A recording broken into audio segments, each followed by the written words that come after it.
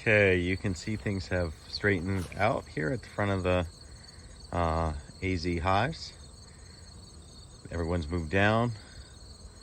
They figured all of that out. And things look good in the back here. Starting to move some syrup down here to backfill any space that needed it. Just look at that frame of honey.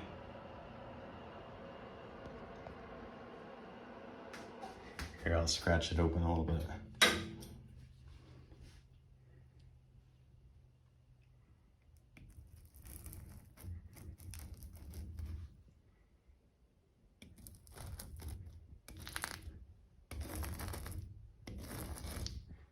Look at that. Spinning out some of this honey. It's pretty thick, fairly darker than, of course, the spring and summer honey. Kept a lot for the bees, but take in a bucket of this as well. All right, there it is.